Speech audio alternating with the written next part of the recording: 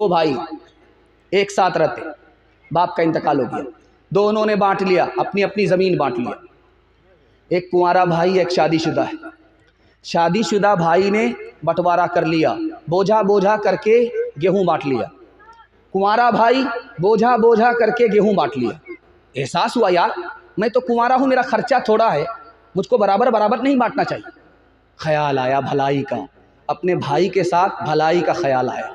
खरबूजा खरबूजे को देख करके रंग पकड़ता है। जैसे ही कुंवारा भाई अपने भाई के बारे में अच्छा ख्याल करने लगा, उसके दिल में भी ख्याल आया, यार तुमने अपने छोटे भाई के साथ अच्छा नहीं किया, बराबर बराबर बांट लिया। यार तुमको बीवी है, बाल बच्चा है, तुमने घर बसा लिया, वो तो अभी कुंवारा, उसको घर बसाना है, शादी करनी है, उसका खर्चा होगा, उसको बढ़ा करके देना चाहिए। अब बेचैन हो गया, ये भाई अलग परेशान, वो भाई अलग बेचैन, करें तो क्या करें यार, बराबर बराबर बांट लिया, अपने भाई का हिस्सा बढ़ाना है। रात के अंधेरे का इंतजार कर रहा है, चुपके से जाऊंगा, अपने हिस्से का बोझा उठा करके इधर से उसके हिस्से में डाल दूंगा, उसका हिस्सा बढ़ जाएगा, उसको पता भी नहीं चलेगा। यही ख्याल बेन ही एक मोमिन का दिल दूसरे के लिए आईना होता है। आईने में वही शक्ल नजर आती है जो अंदर है, वही शक्ल नजर आती है जो बाहर है। एक भाई अच्छा सोच रहा है दूसरे भाई के लिए, उसके दिल में भी ख्याल आया, चुपके से जाऊंगा, रात के अंधेरे में अपने हिस्से का बोझा उठाऊंगा, अपने भाई के हिस्से में डाल दूंगा, उसका हिस्सा बढ़ जाएगा। अब दोनों प्लान के मुताबिक अपने हिस्से का बोझा उठा करके इधर डाल लें। वो अपने हिस्से का बोझा उठा करके इधर डाल रहा है, जो बोझा उधर डाल रहा है वो पलट करके इधर आ रहा है, जो वो डाल रहा है इधर वो पलट करके उधर जा रहा है। देखा कि भाई ये क्या तमाशा हो रहा है। करीब आ करके जो देखा अंधेरे में, तो देखा ही तो मेरा भाई, उसने महसूस किया ये मेरा छोटा भाई है।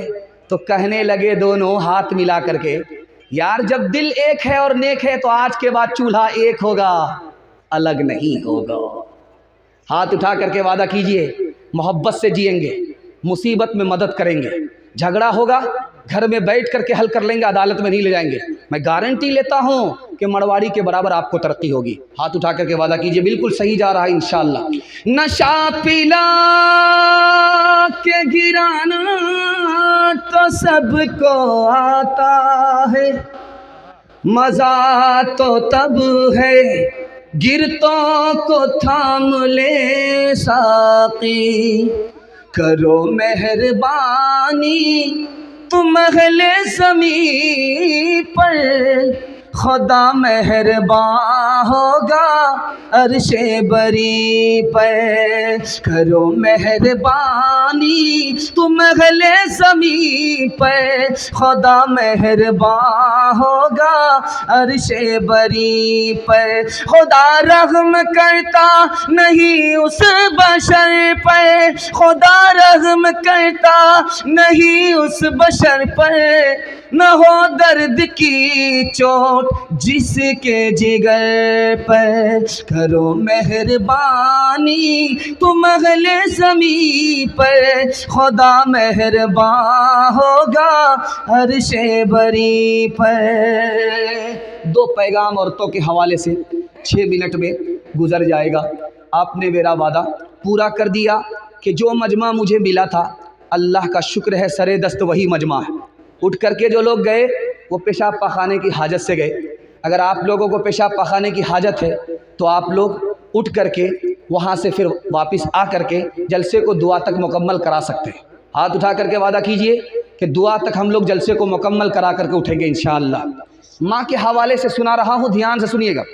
शादी हो गई लड़की की, मायूस है, उसको घर भी अच्छा मिला, शौहर भी अच्छा मिला, ससुराल भी अच्छी मिली, ससुर भी अच्छा मिला, सास भी अच्छी मिली, लेकिन मायूस है। उस लड़की से पूछा कि तुमको क्या गम है? कहा गम ये है कि शादी हो गई, अभी तक मैं बच्चे की माँ नहीं बनी, मेरा जन्नत जैसा घर मुझको काटने के लिए दौड़ रहा है।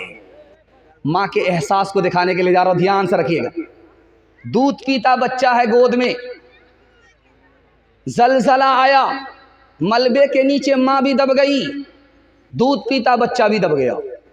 1 हफ्ते के बाद मलबा हटाया गया। चीन का वाक़िया है, चीन में जलजला आया, माँ भी दब गई, बेटा भी दब गया, दूध पीता बेटा दब गया। मलबे के नीचे इतना भारी मलबा था कि जब हटाया गया तब माँ जिंदा निकली, बेटा जिंदा निकला। 1 हफ्ते के बाद उस माँ का इंटरव्यू चल रहा है। उससे पूछा गया कि इस मलबे के नीचे तू जिंदा कैसे रह गई और तेरा दूध पीता बच्चा जिंदा कैसे रह गया। उस माँ ने कहा, जब तक मेरे पेट में पानी था मैं अपने बच्चे को दूध पिलाती रही, जब तक मेरे पेट में दाना था मैं अपने बच्चे को दूध पिलाती रही, जब मेरे पेट का दाना पानी ख़त्म हो गया तो मेरा दूध आना बंद हो गया, मेरा बच्चा रोने लगा। अब मेरी समझ में नहीं आ रहा था कि बच्चे को कैसे बचाऊं। अचानक ख्याल आया कि मेरे पास दूध ज़रूर नहीं है लेकिन रगों में दौड़ने वाला खून मौजूद है। मैंने उंगली को छीला, बच्चे को खून जिगर पिलाया। 5 उंगली को छील करके मैंने बच्चे की प्यास बुझाई। उसके बाद दूसरे हाथ को मैंने ज़ख्मी किया, बच्चे को मैंने खून जिगर पिलाया। उसके बाद मुझे होश नहीं है, मैं कहाँ हूँ, मेरा बच्चा कहाँ है। उस माँ को सताने वाले अल्लाह खून के आंसू रुलाएगा। मौत से पहले जब तक इस दुनिया में सजा नहीं दे देगा उस वक्त तक अपने पास नहीं बुलाएगा। ध्यान से रखिएगा, मैं आपके सामने रखने के लिए जा रहा हूँ। बेटा बाहर है, आया नहीं है, घर के सारे लोग सो गए लेकिन एक आदमी जाग रहा है।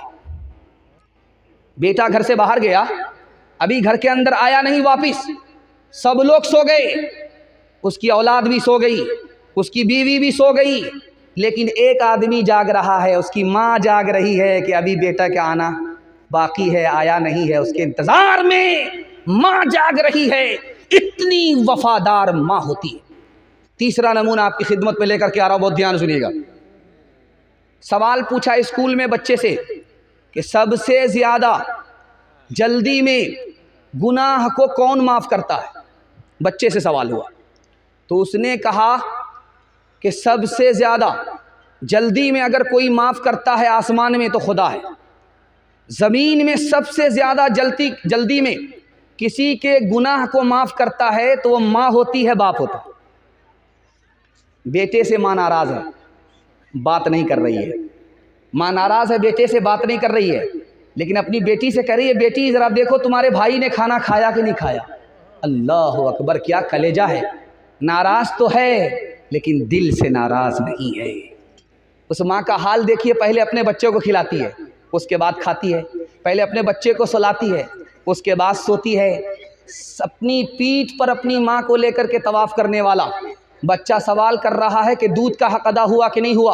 अरे अल्लाह के बंदे, दूध के बारे में पूछ रहे हो कि हक़ अदा हुआ कि नहीं हुआ। तुमने अपनी माँ को हज कराया, 1 बार नहीं 7 बार, तुम्हारी माँ का हक़ अदा हो गया। तुम्हारी माँ गरीब थी और तुम दूध पी रहे थे, बचपन का ज़माना तुम्हारा था, तुम्हारी माँ गरीब थी, उसके पास दूसरा बिस्तर नहीं था, ठंडी का ज़माना था, तुमने रात में पेशाब कर दिया था, रात में पाखाना कर दिया था, तुम्हारी माँ ने उठ कर के पेशाब को धोया, तुम्हारी माँ ने उठ कर के पाखाना को धोया, फिर तुमको उसी बिस्तर पर लेकर के सो गई, कच्चे में वो सो गई, तुमको अपने पेट पर सुलाया।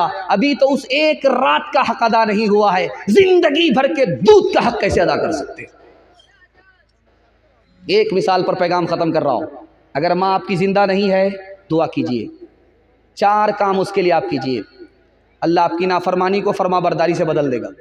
4 काम कीजिए, दुआ कीजिए, सदका खैरात कीजिए, कुरान पढ़िए, उनके लिए नफिल नमाज पढ़िए, नफिल रोज़ा रखिए, और हज करने का मौका मिले हज कर लीजिए, उम्रा करने का मौका मिले उम्रा कर लीजिए, तवाफ़ करने का मौका मिले तवाफ़ कर लीजिए। माँ अगर आपकी ज़िंदा रही है, माँ अगर ज़िंदा है तो आप उसकी खूब खिदमत कीजिए।